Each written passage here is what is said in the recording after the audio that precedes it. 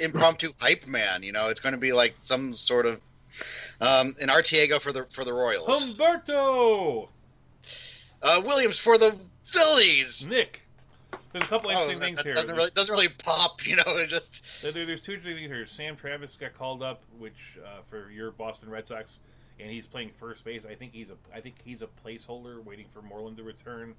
But Chavez, the other guy, he's been playing second base, and that's probably the future of the Red Sox. Jared Walsh is interesting because he will be the third pitcher to possibly hit and pitch. He did that in the minor leagues, and so we got McKay, you got Ohtani, now Jared Walsh. Humberto Arteta does not deserve the amount of hype that I gave him there. I just wanted to, go along with your thing. And now for designated for assignments, and there are apparently a lot of assignments. You can just read these off. Read them up fast. Well, read them off loudly and with feeling. Well, other than Tukey Toussaint for the Braves, this is basically me going, okay, it's the Cron who's not CJ. He was on the Diamondbacks. He got designated for assignment. The Rangers Calhoun. The Indians Bradley. But Bobby. The Brewers Dubon. Mauricio. The Tellas for the Blue Jays. Rowdy. Collins for the White Sox. Zach. And I'm going to guess Walter White for the Astros because if he was like selling meth and then playing baseball, that should be like where Breaking Bad should have gone in its latest. You can get your meth from the Houston Astros now. These are the guys that are generally they're hype prospects. So Bobby Bradley, Dubon, Zach Collins, Kevin Crone, Willie Calhoun will get called up later and keep an eye on him. Calhoun is actually doing well enough that a lot of people question the send down, but sometimes you do just for roster space. Framber Valdez for the Astros. I'm pretty sure after that was because of the game that I saw last week. Yeah, that was not good. Gonzalez for the Rockies. Ryan Brazier, I knew that one because he's on the Sox, and yeah, I understand that. Kingham for the Blue Jays. Nick. And Wright for the Braves. Kyle. Let's just keep going. I am sad to say this to Bill. We did have a cancellation because earlier this season we had devoted a good episode of the Dugout to Eduardo Nunez sucks at baseball with the 5-minute professor. Sadly, that show has now been canceled because the Red Sox DFA'd him. It turns out this is what we like to call an unlimited extension. We're going to Netflix, baby. Season 2. I'll just go through these names real quick so we can get to the trades. Yes. Derek Rodriguez got sent down. DJ Stewart, Charlie Tilson, Matt Harvey, Justin Bohr, Edwin Jackson was released. Jarek Parker was outrighted. Matt Williamson was outrighted.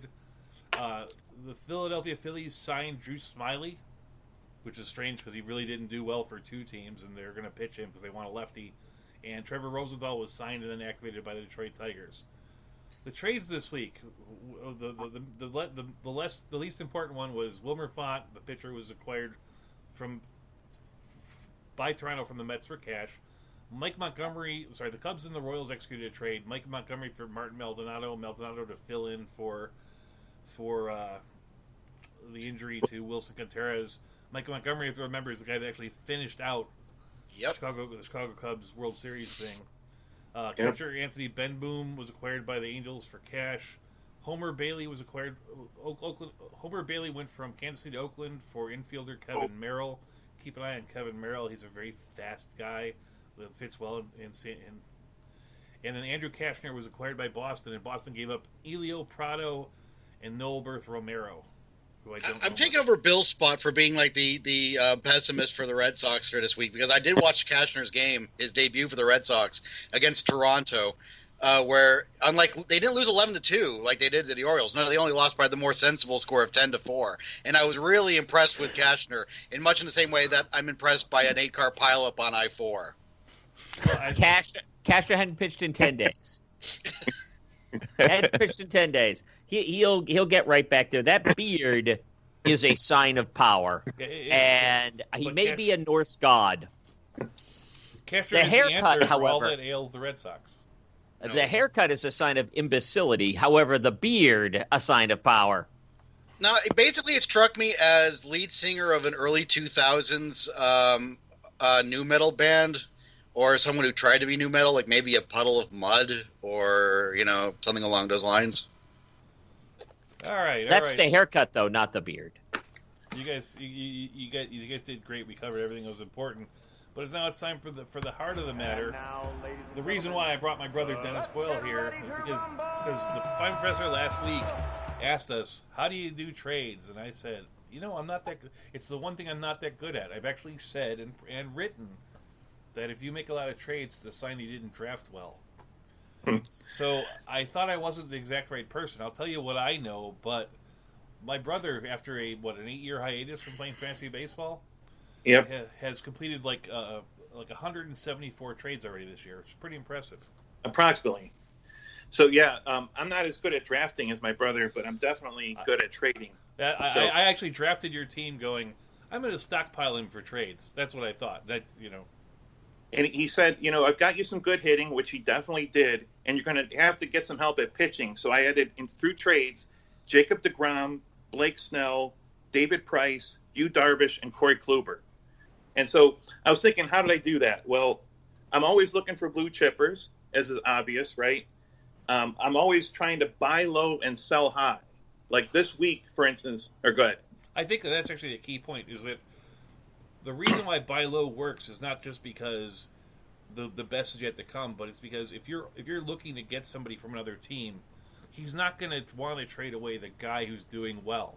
He wants to trade away the guy that's disappointing him. So that focus, I think, is one of the things that you do very well.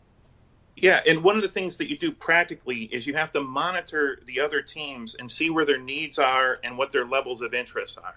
So, like, if you see that they need a certain position, that's what you want to offer them. And then you also look at the teams that are low in the standings that don't seem that interested, and then you offer them the trades as well. That's how I was able to get deGrom off the 11th place team. Because if you draft deGrom in the first round, he was going like 9th or something crazy like that in a redraft league, you're going to be having a bad season, right? So I offered Odorizzi when he was at his peak before he got injured, and Jorge Soler because he needed an outfielder, and I got Jacob deGrom. So it kind of worked out that way. And then there was one other tip I had. Oh, yeah. Just remember that you have to make trades because it's an arms race out there. Every team is going to be evolving throughout the year. And you need to keep changing and adapting and making your team better so that you're better at the end of the year. You want to perform well all throughout the year, especially at the end of the year. And so you just have to keep shuffling guys. Like, for instance, this week, I got a message about how well Yelich is doing for me. We got him 10th overall, right, Doug? 10th, yeah, 10th great. pick. So the man has 35 home runs, 23 stolen bases, and he's batting .333. So I offered him for Mike Trout. Now, the guy turned me down. He said, look, this is a fair trade, but I'm not trading Trout. But that's how I'm always thinking. I'm thinking, well, either Yelich is going to keep it up or he isn't, but Trout is going to be Trout. So I'm going to try to get him. That's what I'm always thinking when I'm looking at guys. That's a great point. The idea is that you're always trying to make your team better, and you're going to get better players by getting players off other teams than off of the waiver wire, obviously. I want to add two things that I observe that you do that I think are important. And the crazy thing is I said two things, and I can only think of one now. But one thing you do is that you offer trades a lot. How many trades do you offer, let's say, a week? Well, it depends on the week. It's usually no more than one per week, but I'll just think of something like right now I'm offering Pence and Neris for the injured Giancarlo Stanton, thinking Hunter Pence is an all-star, right? He hasn't taken me up on the offer. So another tip that I'm going to make is you take the offer away because there's no such thing as a standing offer. It's either you jump on it or you're going to lose it. I'm not going to leave that offer probably past today. Now that I'm thinking about it, I forgot when I offered it, but it was like Wednesday or Thursday, and he hasn't nibbled yet. So, all right, maybe he's not going to go for it. But, Giancarlo's definitely buying low. That's my principle there. This guy has been terrible this year. He's still injured. There's no telling when he'll come back. And the guy could really benefit from having Hunter Pence on his team. There's no doubt about that, right? And then when I throw in a relief pitcher, which I consider practically worthless because it's only one category, then, I might be able to get him. But turns out I'm probably not going to get him. So I don't know what my success rate is. I would say it's probably about 25%, somewhere. Yeah, so you have to make 4 offers to get 1. So you are in that category where it's ABT, always be trading. You're always,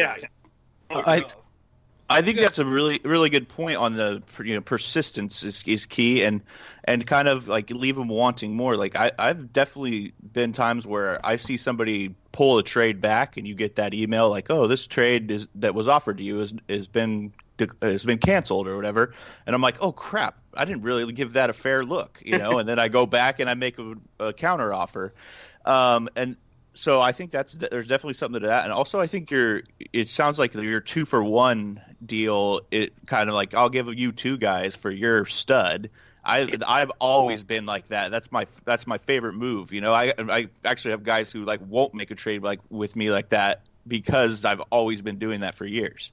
So but I think that works, because you got to think about it as the player that if you're getting an offer to trade like that, you got to think about it like it's 2 guys, 2 spots. Who am I going to drop to take those 2 guys in?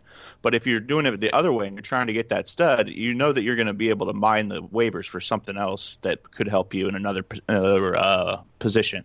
Yeah, and you're going to win when you do that because you always go for the quality guy. The person who gets the best player is always winning the trade. And yet, if you make that trade, sometimes you're actually going to help the other team improve themselves slightly because if they have less information than you and you're trading them an outfielder that they didn't acquire for whatever reason or a relief pitcher that they didn't acquire because they didn't know any better, right? That's actually going to help their team as well. So some of the teams that trade with me, most of the teams wind up better afterwards anyway. And so when it works out for both teams, then everybody's happy and the trades keep coming. Are there any other questions or comments from the other guys? I actually have a question. So at what point do you – because you're – Dennis, you're more or less the protagonist. You're the person who's starting the trade. What do you think about trades which are proposed to you? Because my experience with trades that are proposed to me is that the vast majority of them look like I'm losing from the beginning. And the only time when it looks like, for sure, this is a no-brainer trade, I've got to take this choice, I think, well, clearly there's something they know that I don't know. Right. What?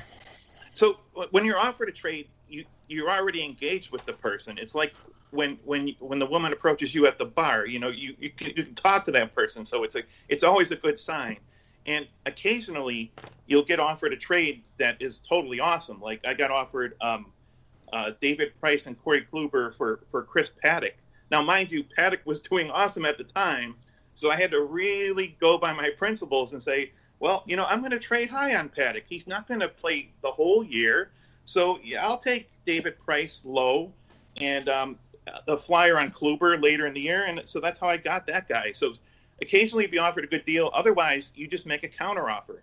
And you give them the reason. Just spell it out for them. Look, this isn't going to make my team any better, but here's where we could both help each other. That's what I would come back with on that.